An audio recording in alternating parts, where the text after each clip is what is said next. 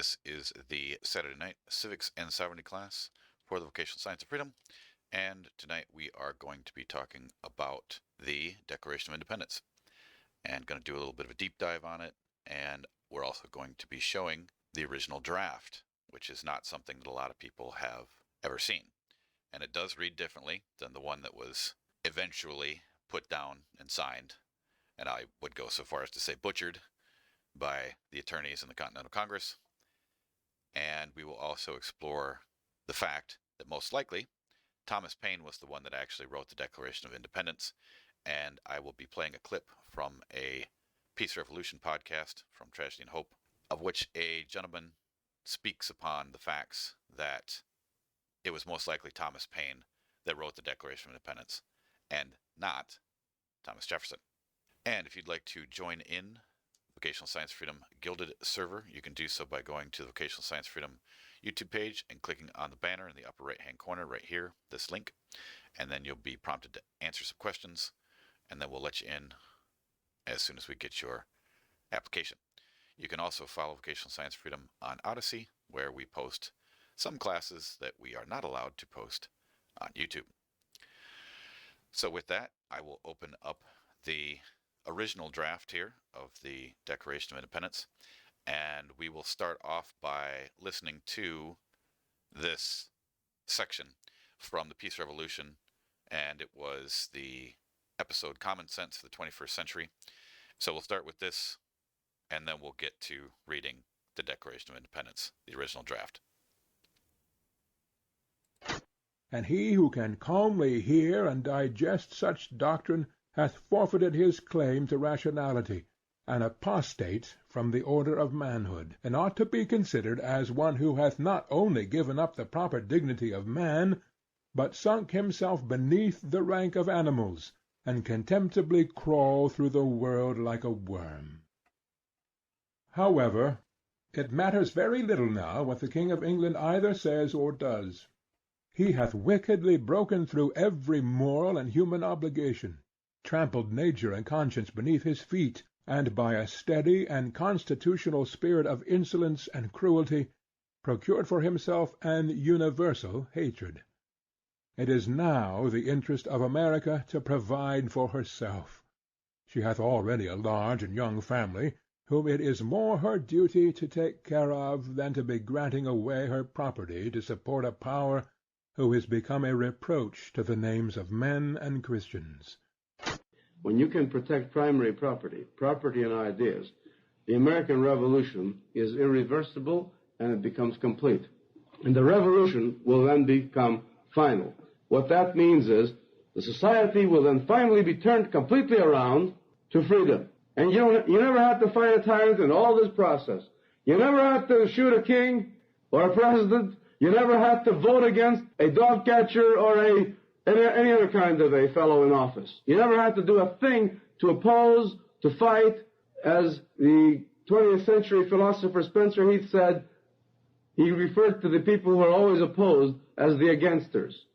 Those who are against this and against that. You don't have to be against anything.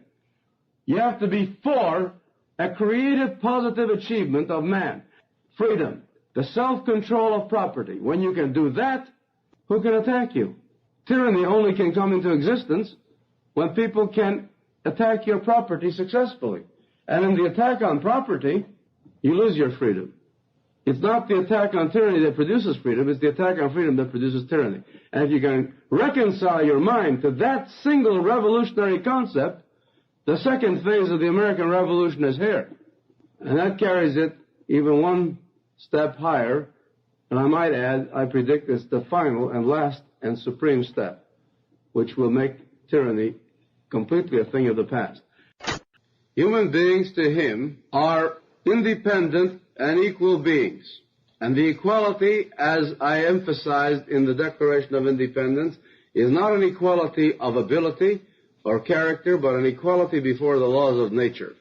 This is clearly stated in the Declaration of Independence, but widely misquoted and misinterpreted as to stand for economic equality. It stands for equality before the laws of nature. And where a man carries his own talents and abilities, that's his own property. Well, Paine felt and acted consistently in this direction that no man owes allegiance to another. It was his idea that America should not be a monarchy.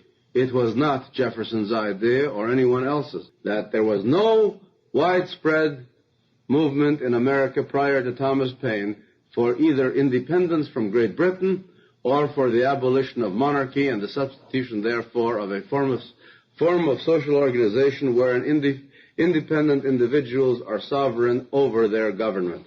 Those two things were Paine's addition to the American Rebellion. The original rebellion was merely to rectify grievances against the British state and to make the English king shape up and be a better king. Essentially, that's what the other Americans were fighting for. They were trying to make a better king out of George III. They were trying to tell him, we don't like the way you are, so we'd like to rectify your conduct and make you act more properly towards us and recognize our rights as individuals and our rights as Englishmen living in America. And they wanted representation in British Parliament. And they did not want independence, and they did not want to surrender their loyalty to the British Crown. These two concepts were mainly Paine's. I don't say that he was the only one who thought this way. I've already stated that there were a few others, notably Samuel Adams, but they had no effect on the American colonists. They were not making any headway, and they were looked upon just merely as firebrands and you might call them today, by today's terminology, extremists who are listened to very carefully. Well, Paine is the author of The Independence of the Individual as written into the American way of life. He is not the author of this concept in an abstract form. This goes back to John Locke and, in more primitive versions, to earlier writers yet. But it is his achievement to reduce this to practice operationally for the first time in history in any nation in the world, where it became not merely an abstract philosophy, but an actual operating fact in a nation. The Declaration of Independence is a supreme achievement. In my personal opinion, it is the greatest document ever publicly proclaimed. It is also the only one I know of that is not a committee work. And there is a connection between those two sentences. It is inconceivable that the Declaration of Independence could be looked upon as a committee document. However, before I praise it too highly, I'd better start making a few criticisms of the Declaration of Independence also. There are many flaws in it. I shan't go into some of them at this time because they're not relevant or germane to this course. There's a logical flaw in the famous sentence, we hold these truths to be self-evident, that all men are created equal, that they are endowed by their Creator with certain unalienable rights, that among these are life, liberty, and the pursuit of happiness. This famous and all-important sentence contains a very major logical error, which is not germane to this course. I'll just mention what it is. Life, liberty, and pursuit of happiness are not of the same generic type. Life and liberty are, but pursuit of happiness is something else. And it's like saying apples, pears, and crocodiles. They just don't come in the same sequence. Apples and pears are both fruit, but crocodile, that's something else. And the pursuit of happiness is not a right.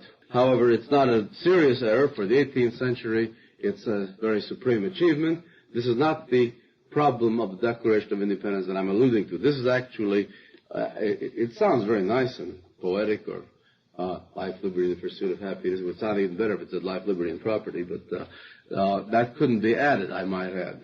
Do you realize why? Slavery. Slaves were called property.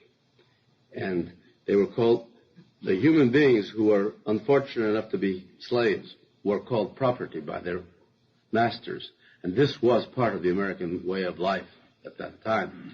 And so consequently, it was not possible to get that into the Declaration of Independence. This is one of the proofs that Paine wrote it, because this is not the original Declaration of Independence. This is the final version.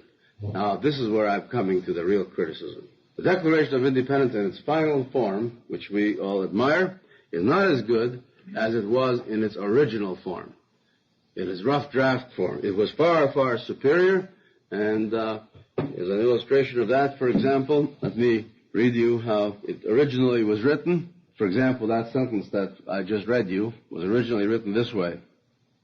We hold these truths to be sacred and undeniable, that all men are created equal and independent. And independent was scratched out.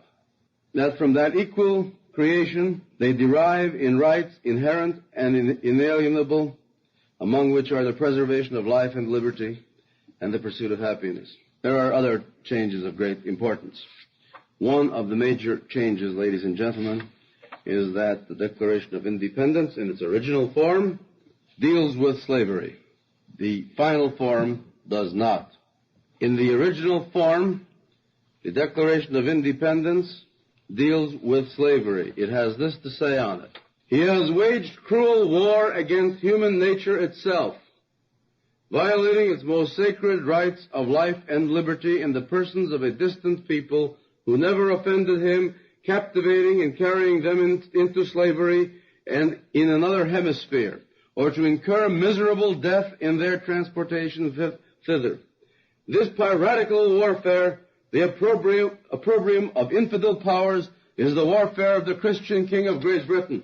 He has prostituted his negative for suppressing every legislative attempt to prohibit or to restrain an execrable commerce, determined to keep open a market where men should be bought and sold, and that this assemblage of horrors might want no fact. He goes on. Then there's another sentence. It reads like this. He is the King of Great Britain. He is now exciting those very people to rise in arms among us and to purchase that liberty of which he has deprived them by murdering the people upon whom he also obtruded them, thus paying off former crimes committed against the liberties of one people with crimes which he urges them to commit against the lives of another.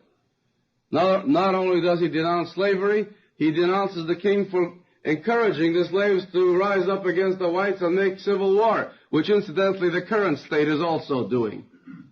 You can see that this in the Declaration of Independence makes it a stronger document. This was deleted. This is not in the final version. This is the mangled or mutilated Declaration of Independence in the final version.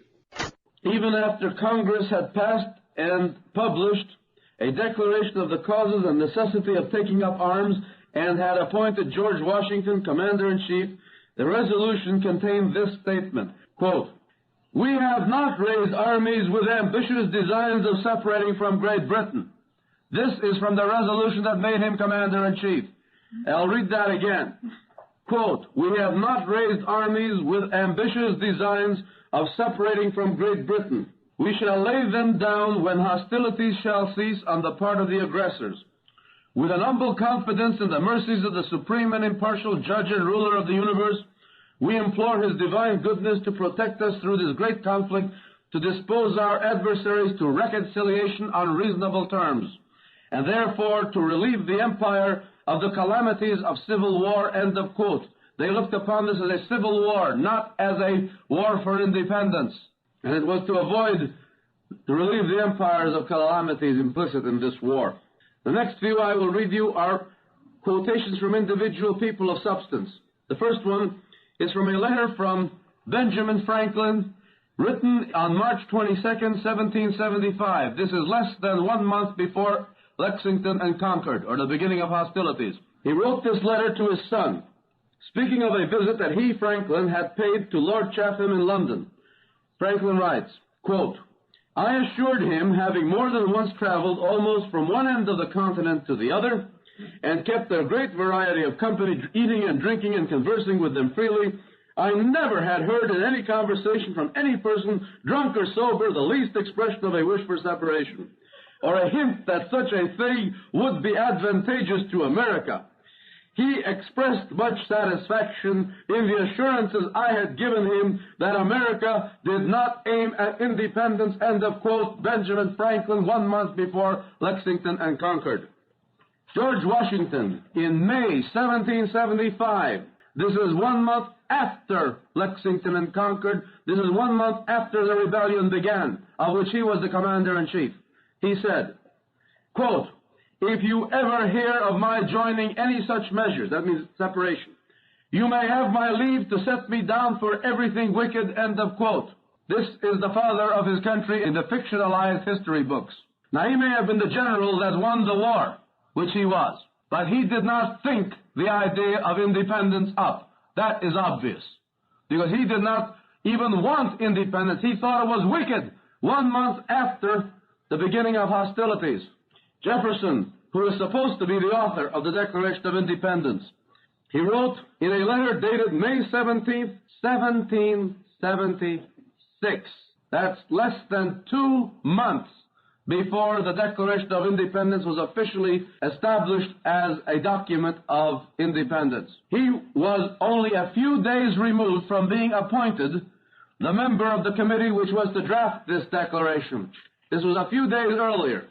He wrote, and this is quite significant, listen to the phraseology very carefully, quote, "Should our convention propose to establish now a form of government, perhaps it might be agreeable to recall for a short time their delegates. It is a work of the most interesting nature, and such as every individual would wish to have voice in. In truth, it is the whole object of the present controversy. For should a bad government be instituted for us in future, it had been well to have accepted at first the bad one offered to us from beyond the water, without the risk and expense of contest. But this I mention to you in confidence, as in our situation a hint to any other is too delicate, however anxiously interesting the subject is to our feelings. I suppose they will tell us what to say on the subject of independence." Last end of quote. I will read the last sentence once more. I suppose they will tell us what to say on the subject of independence. In other words, he was awaiting instructions. Can you imagine this forceful document being written by a man who was awaiting instructions and was not thinking this from the bottom of his heart and the depth of his mind? This was not written by instruction. I'd like to assign you to write a document of this depth, understanding, and potency and articulative ability on an assignment. No one could do this on an assignment. This is done by a man who wants to whom this is a mode of life. That's a very, very revealing point in Jefferson's writing.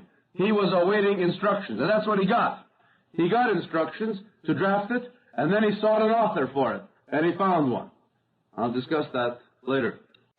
When I was giving as one of the proofs that the Declaration of Independence's true author is Thomas Paine, the last and one of the more significant proofs was the existence of the Adams copy of the Declaration of Independence, the Adams copy of the rough draft, or the original draft rather, before it got mutilated in the committee of the Continental Congress, and the strongest points were chopped out on slavery and so forth. And I made the point that the letters of certain nouns, of many of the more prominent nouns, common nouns, were capitalized. It occurred to me after the lecture was over that I forgot to connect that up as to why that indicates that Paine is the author. This clue also, as all the others, points to Thomas Paine, because that was his style. That was his definite style of writing if you look at everything else he ever wrote. He always capitalized prominent common nouns, the ones that were of significance, as he saw them in the sentence. And the reason for that is also connected with his Quaker upbringing, which also influenced his writing the word hath, H-A-T-H, the archaic and obsolete form of the word has, which is very prominent in Paine's writings. He used it many, many times, frequently in all of his writings, whereas Jefferson, in something like several millions of published words, never used it once, except when he was quoting someone else. This usage of hath is part of Paine's Quaker heritage. So is the use of the capitalized letters. This, you see, comes from Old English, and the Quakers are very conservative in changing their styles of not just writing, but mode of dress and mode of communication, and the way they talk, thee and thou, to this day, or at least till more recently than others, that only the more prominent nouns were capitalized. And Paine, as I say, inherited this style, and this is quite characteristic of his style. And there's a last point to be made on this single point of the authorship of the Declaration of Independence. It is important to point out that whereas several of the clues completely exclude the possibility that Jefferson could be the author, the slavery clause is a 100% certainty that Jefferson is not the author, and also this business about the capitalized letters and the existence of the Adams copy, which differs from the Jefferson copy. These are all 100% certainties that each of them represents a proof that Jefferson could not be the author. None of these proves that Paine is the author with 100% certainty, but every single clue as to who the true author is has several candidates as to who could possibly be the author. The word hath includes Thomas Paine as a possible candidate for authorship. It would also include, in this case, not Jefferson, but Patrick Henry, among others. The attitude on slavery would include Thomas Paine, would exclude Jefferson, but would also include Samuel Adams, for instance. But the only possible historic figure of the 18th century who fills all the clues without exception is Thomas Paine. And also, although there were a few other people such as Adams who did not believe in slavery, Samuel Adams that is, no one had the vigor and the vehemence on the subject that Paine had. And of course the entire style of the Declaration of Independence practically has his fingerprint on it. He had a very unique style of writing, which probably no one has successfully emulated. Society in every state, and I'm going on and I'm using Paine's usage of society and government. Society in every state is a blessing, but government, even in its best state, is but a necessary evil, which I don't agree with, by the way. There are no necessary evils, and that's an error of Paine. If it's necessary, it isn't evil, and if it's evil, it isn't necessary. But I'm just reading you what Paine says. In its worst state, an intolerable one. For when we suffer or are exposed to the same miseries by a government which we might expect in a country without government, our calamity is heightened by reflecting that we furnish the means by which we suffer. Government, like dress, is the badge of lost innocence. The palaces of kings are built on the ruins of the bowers of paradise. For were the impulses of conscience clear, uniform, and irresistibly obeyed, man would need no other lawgiver, but that not being the case, he finds it necessary to surrender up a part of his property to furnish means for the protection of the rest. And this he is induced to do by the same prudence which in every other case advises him out of two evils to choose the least. Wherefore, security being the true design and end of government, it unanswerably follows that whatever form thereof appears most likely to ensure it to us with the least expense and greatest benefit is preferable to all others. The Declaration of Independence is enshrined, but it's disregarded. The Declaration of Independence clearly says, and I'll read this again, we hold these truths to be self-evident, that all men are created equal, that they are endowed by their Creator with certain unalienable rights, that among these are life, liberty, and the pursuit of happiness. That to secure these rights, governments are instituted among men, deriving their just powers from the consent of the governed. I don't remember ever being consulted on whether I wish to pay an income tax. I have never given my consent to this, you know. I don't know about you. If you did, that's your problem. But I have never given my consent to this. I have never given my consent to any tax while we're on the subject. I've never given my consent to the antitrust laws. I have never given my consent to the Federal Reserve Act. I have never given my consent to business license laws. I have never given my consent to the people who tell me how to drive my automobile and whether or not I may drive it at all. I might add that the people who give permission to drive are not the ones who invented the automobile. The only one who really should have the authority to give that permission is the fellow who invented the thing. Things are so bad, ladies and gentlemen, that if I invented a particular device, pretty soon I'd have to get a permit from the state to use my own product. You realize that? Now the point is, I don't recall any time giving consent to any of the things that are happening. So the Declaration of Independence has been completely perverted. But wait till the next sentence. That whenever any form of government becomes destructive of these ends, it is the right of the people to alter or to abolish it, and to institute new government, laying its foundation on such principles and organizing its powers in such form as to them shall seem most likely to effect their safety and happiness. That's called treason these days, to advocate a new government. I don't mean a new administration. I don't mean just throw this rascal out and put the new one in. I mean a new concept of government. We either believe the Declaration of Independence is valid or we don't. The Declaration of Independence clearly states the principle that man is above government. And if the government doesn't please the man, he can get to change it, alter or abolish it. Now, of course, most people think this is treason. Why? They say, well, you want to overthrow the government. Did I use the word overthrow? No, and I don't plan to. What did I say before, earlier this evening? I said, you cannot get rid of a tyranny by fighting tyrants.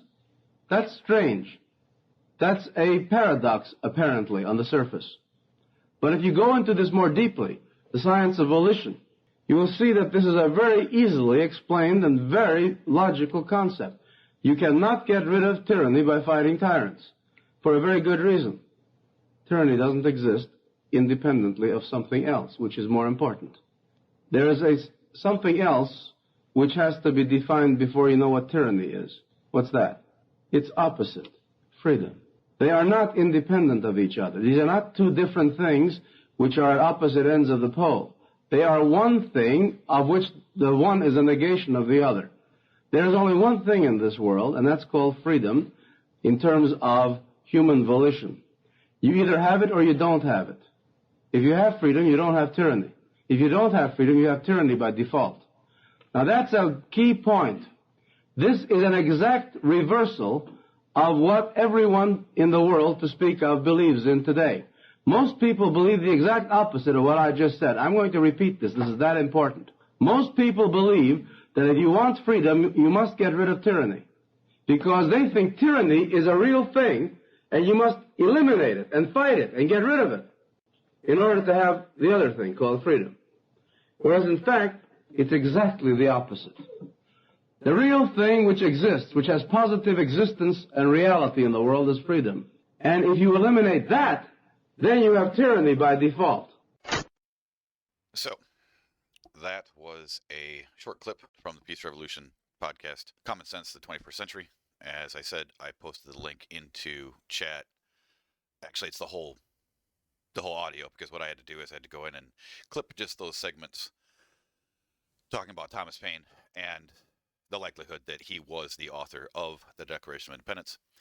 And so if you guys want to download that, just click on this and then go ahead and download it. I will also put it into the mega folder, as I said, for the show notes. So with that, now let's go ahead and open up the Declaration of Independence, the original draft. Now, I don't know if this is the original, like the actual original draft, or it might be a few drafts later, possibly.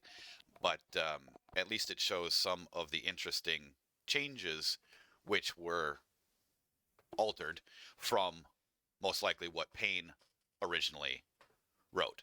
And also, again, I dropped that in the chat as well, and you guys are welcome to download it, and it will also be in the show notes. So, well, how would you be able to tell if it was the original, as what 2BS asked in chat? Yeah, well, this is the one that I have, and I don't even remember where I got this from, but as far as what the first draft might be, I don't know. Now, he spoke upon, the gentleman who was just speaking, he mentioned something called the Adams copy. I don't know if what we have here, meaning what I found on the internet to take a look at, is verbatim of what the quote-unquote Adams copy is or not. I don't know. All I do know is that this is the one that I found, and as he was reading, it was clear that he was also reading from something that at least part of this was exactly the same, because it read verbatim as to what this original draft was, and that those particular sections, when he was talking about slavery, were taken out of the final version. And as I said before, the final version is above the rough draft. So the final version is up here above it, and the rough draft is below. So just scroll back down here and just go through the rough draft and just take a look. Probably won't read the whole entire thing, but what I'll try and do is just kind of do stop and starts where these interesting things have been changed, and also make note of probably why they were changed, because I do know why some of these other changes happened and why some of these other men, and in the document sometimes it says who changed it, like this one was changed. We hold these truths to be, instead of sacred and undeniable, and Franklin changed it to self-evident. So I'll get to that and explain to you why some of these, at least I know, were changed in a particular way. So to start off, the Declaration by the representatives of the United States of America in General Congress assembled. And of course, this is pre-Constitution, so we're talking about the Continental Congress here. So when in the course of human events it becomes necessary for, and it used to say a people, and then it changed to one people, to and this is what it used to say, advance from that subordination in which they have hitherto remained, and that was changed to dissolve the political bands which have connected them with another, which I think that's probably a better sentence than this one. And which was added instead of that, and to assume among the powers of the earth and that it originally said equal and independent station, and it was changed to separate and equal. Me personally, equal and independent station is more powerful and would be preferred in my personal opinion. Okay, so equal and separate station, to which the laws of nature and of nature's God entitle them. A decent respect to the opinions of mankind requires that they should declare the causes which impel them to, and it says the changes was the separation instead of to change. We hold these truths to be, and it used to say, sacred and undeniable. Okay, Franklin said that he changed it from sacred and undeniable to self-evident because he felt that the wording sacred, particularly sacred, and undeniable, he said it smacked of the pulpit, is what he said to Jefferson or to the committee, and he said that they didn't want to come across as sounding too religious, basically. So anyway, that was the reason why that one was changed to instead of sacred and undeniable, which I feel is a much stronger way to say it, because if you're saying that a right, well, you hold these truths, meaning talking about the rights, the natural law rights from nature and nature's God, if you see them to be sacred and undeniable, and you put that down, you say this is undeniable, instead of just being self-evident. Well, self-evident is an aspect of saying, okay, this truth is true because it's true. Okay, fine. That we find it to be such. Okay, fine. But if you call something sacred and undeniable, you are actually putting more emphasis on the fact that no one should ever go against these rights that were laid out. And so I think that's a much stronger statement.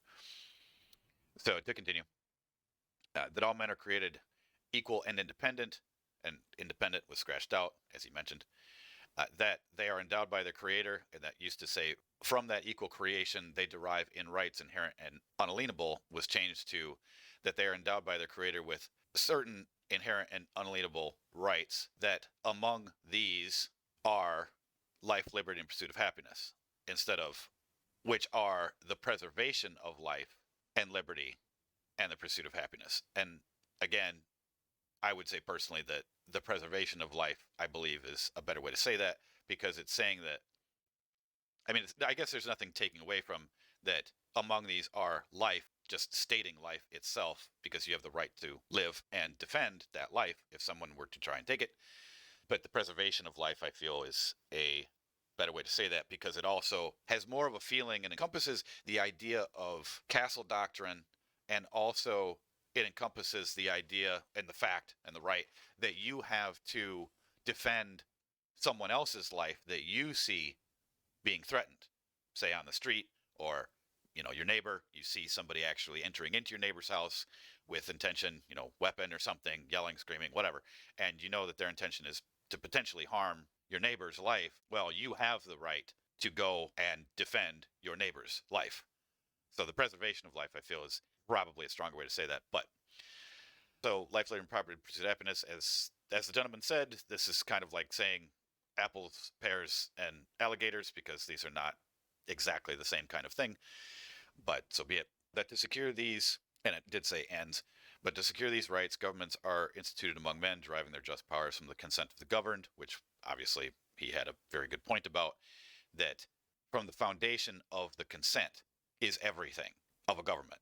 And how they have gotten all of us to consent is basically through fraud, pledges, trusts, contracts, and lies and coercion, basically. And that's what all Roman civil law is. It's all, you have to agree to all Roman civil law through a contractual obligation or some sort of what's called a nexus, which a good example of a nexus would be like the Social Security number, where you're then considered to be federal personnel and so on and so forth. Or that a contractual nexus could be the registration of property. So you've gone and you've registered something. Well, you've now consented for that property to be governed. That's the whole entire purpose and the whole aspect of registry, which goes all the way back to Rome when people registered things on the Roman rolls. And today, when we see it from the standpoint of land, at least, that's where you get the Torrens registry system from. So that's the consent part. So everybody's running around here giving consent in ways that they're being lied to and told that they have to do these things, but they don't. They are completely voluntary. And the way that that lie is laid into or written in statutes is the idea of, again, the definition of person, which we've spoken of many times, but anybody who hasn't gone and read it yet, it's under Title I, United States Code, subsection 8. Go read the definition of person, and a person is an infant. So when they say a person must do this, a person must do that, they're basically allowing you to decide if you wish to be or not be an infant. And if you go and do these things, which the statutes say infants must do, they can then presume that you are agreeing to be and act as an infant without having your own volition and without holding lawful title. So to continue, that whenever any form of government shall become destructive of these ends, it is the right of the people to alter or abolish it, and to institute new government laying its foundations on such principles and organizing its powers in such form as to them shall seem most likely to affect their safety and happiness. And that whole aspect of it is what he was talking about regarding that most people would call that treason nowadays. Well, no, we now have a corporate government. It was never meant to be like that, and it's now a giant corporate monstrosity set up in 1871 with the District of Columbia Act and everything that happened after Reconstruction, after the Civil War, and so on and so forth. Everything that we've spoken about in previous classes. So you have a corporate governance that you never agreed to. It was created, and then you got shoved into it by contract and pledging. And the pledging that happens that you never have any wherewithal or decision-making capacity to say yes or no to is, of course, the registration of your own birth, which is the birth certificate. That contract starts you into the whole system. So to continue here, prudence indeed will dictate that governments long established should not be changed for light and transient causes, and accordingly all experience hath, and there's that hath right there. This is where he's saying it must have been Paine that wrote this and not Jefferson, because Jefferson never used the word hath. So, and accordingly all experience hath shown that mankind are more disposed to suffer, while evils are sufferable, than to right themselves by abolishing the forms to which they are accustomed. Right. That's just the whole idea, kicking the can down the road, and we're just going to keep doing the same thing because we've always done the same thing. It's not logical, doesn't make any sense, and right now is a clear sign in the year 2022 of how bad things are. The corporate government is clearly showing its true face in full bright daylight of how criminal and corrupt it all is, and it was never the layout of the foundational documents for it to operate the way that it's operating anyway. So, to continue, but when a long train of abuses and usurpations pursuing invariably the same object evinces a design to subject, or that the subject was scratched out, instead to reduce them to arbitrary power, and Franklin altered arbitrary power and put in under absolute despotism, which I would agree that that's probably a better change or an improvement. It's much stronger to say under absolute despotism instead of saying to arbitrary power. But both are correct in the logic of what they're saying there. So it is their right, it is their duty to throw off such government and to provide new guards for their future security, such has been the patent sufferance of these colonies, and such is now the necessity which constrains them to alter their former systems of government. The history of, and this is a changing of how the king was being stated in here, the history of His Present Majesty, and it was changed to the history of the present King of Great Britain, because I'm sure no one really wanted to call him Majesty, particularly not Paine. So, is a history of repeated injuries and usurpations, among which appears no solitary fact to contradict the uniform tenure of the rest, but all have indirect object the establishment of an absolute tyranny over these states. To prove this, let the facts be submitted to a candid world, for the truth of which we pledge a faith yet unsullied by falsehood. This sentence is a very important sentence that a lot of people don't realize kind of what they're doing here. And what they're doing right here is they're basically creating a indictment, okay?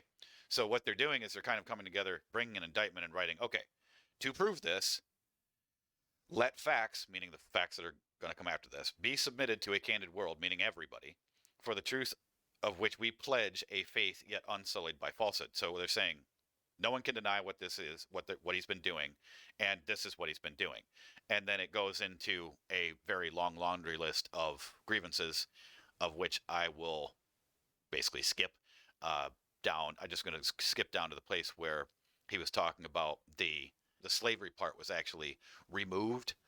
So actually, there was one other part in here which I was going to stop and bring up for a second. It was the part where they were talking about, see if I can find it, where it was talking about basically forcing Americans who were on commercial ships, not even warships, but forcing Americans on commercial ships to then, like on the high seas, then force them into British naval ranks and force them to work on British naval ships and basically take them as sailors for the British crown. They were doing that on the high seas, and I don't know if I can see if I can even remember, maybe like oh wait, no, this is keeping standing armies amongst us. It's in here somewhere. I don't know if maybe I already skipped over it. But anyway, I pretty much said what they were doing, that they were taking American sailors off of ships and then forcing them into servitude under the British Navy. And that was also a very large contention and issue, which kind of sparked off also the War of 1812, because they didn't stop doing it. They kept doing it all the way through after and all the way through the Revolutionary War. And by the time 1812 rolled around, the Americans pretty much had enough of it.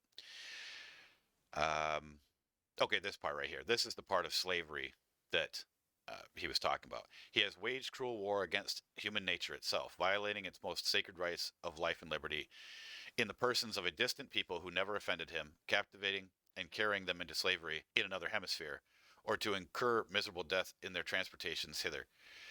This piratical warfare, the arboreum of infidel powers, is the warfare of the Christian king of Great Britain.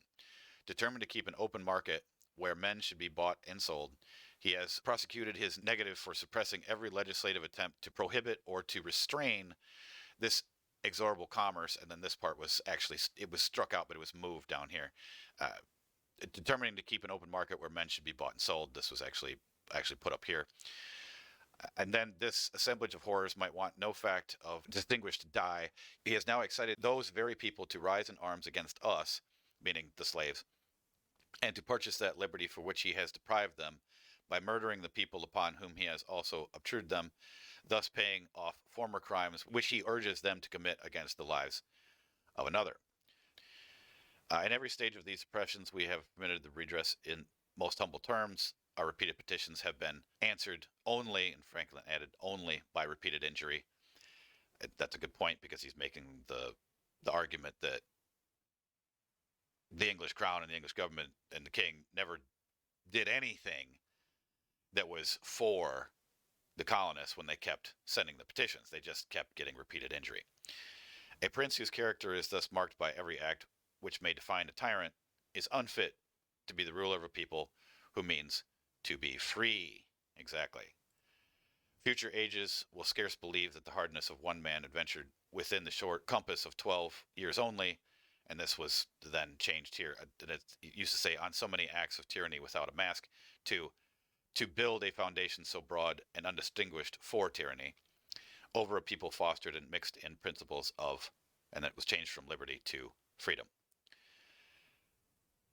Nor have we been wanting in attention from our British brethren. We have warned them from time to time of attempts by their legislature to extend a jurisdiction over these our states. Now, this part right here is a very important part, because this deals with what they're referring to here is they're dealing with the admiralty courts. There were admiralty courts in the colonies that were basically doing, well, it's the same kind of thing they're doing now.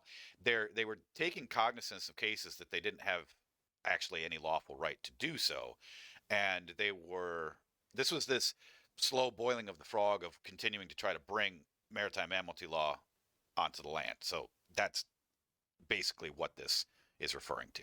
So we have reminded them of the circumstances of our emigration and settlement here, no one of which would warrant so strange a pretension that these were effected at the expense of our own blood and treasure, unassigned by the wealth of the strength of Great Britain.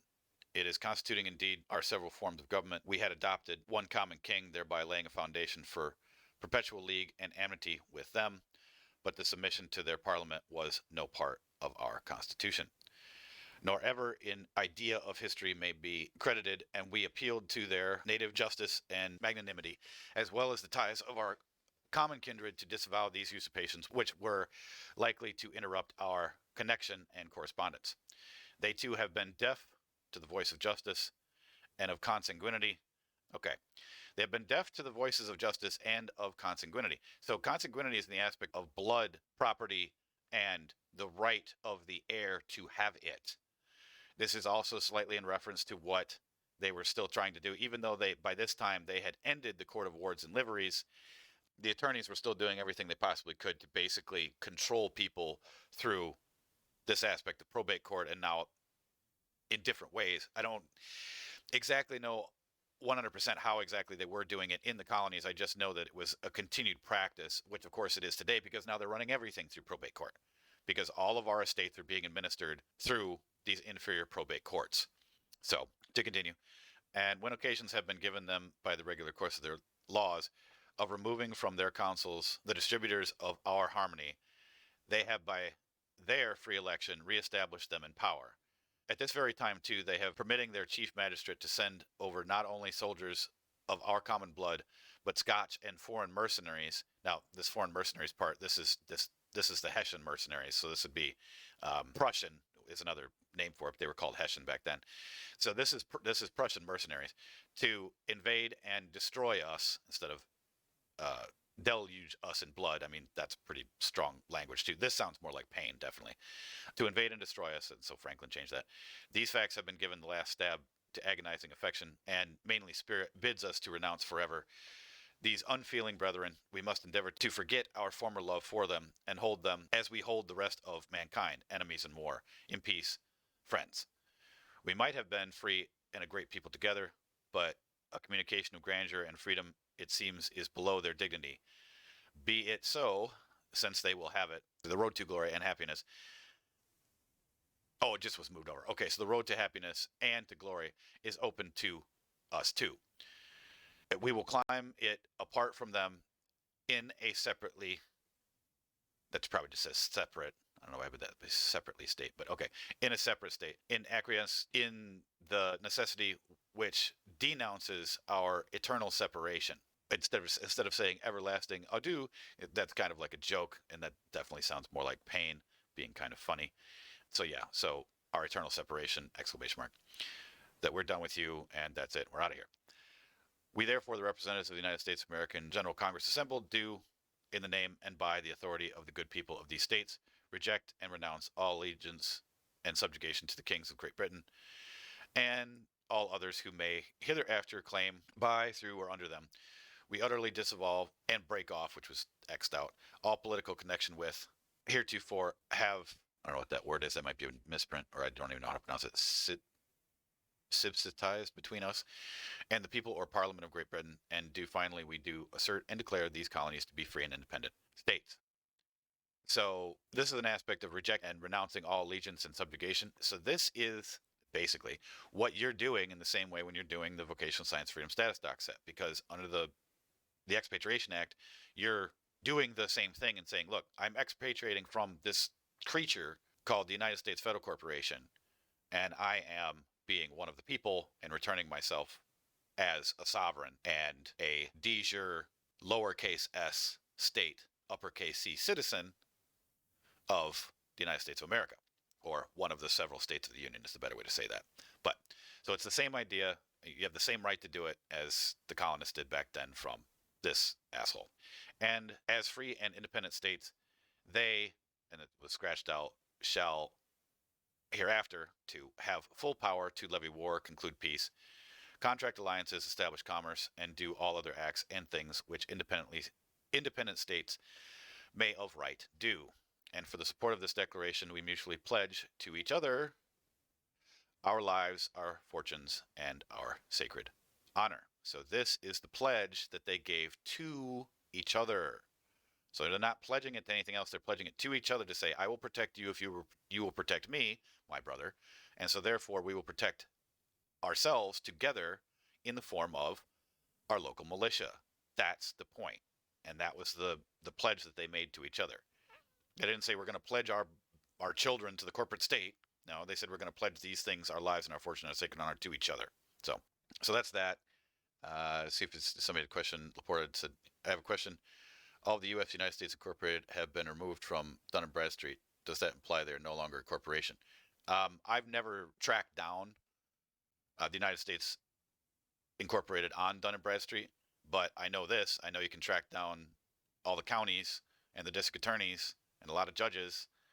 Okay, well, if you're saying that they were, I'd like to see expanded evidence of that, because I've never seen the United States Incorporated on Dun & Bradstreet. And even if it was on Dun & Bradstreet, I'm not 100% sure that it would be the United States Incorporated that is spoken of in 28 U.S.C. 3002-15A under the U.S. Code, where it talks about the United States as a federal corporation.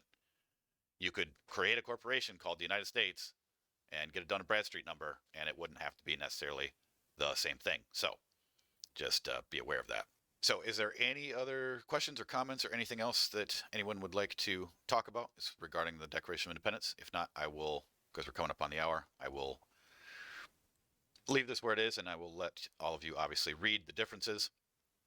And if you want to, you can copy and paste the original draft next to the final draft and see where all of the things were changed. But as the gentleman who we listened to tonight already said, the part of the slavery was chopped out along with a few other things. So if anybody wants to, feel free to unmute and or use push to talk if you have a question, or you can also put it in the chat if you like. There's not a link for the post that the speech was earlier. What it is the black link triangle in it is where you can play it. I will make sure that the speech that we listen to is linked to a mega folder, which you will be able to download as soon as I get done uploading this class for tonight. And it'll be in the show notes for everyone to listen to as many times as they would like to. So with that, I'd like to thank everybody very much for watching and participating tonight. And if you found this class to be informative, please like and subscribe to the Vocational Science Freedom, because the more you learn, the more powerful you'll become. So until next time, I bid you all a wonderful weekend, and stay safe and stay sovereign.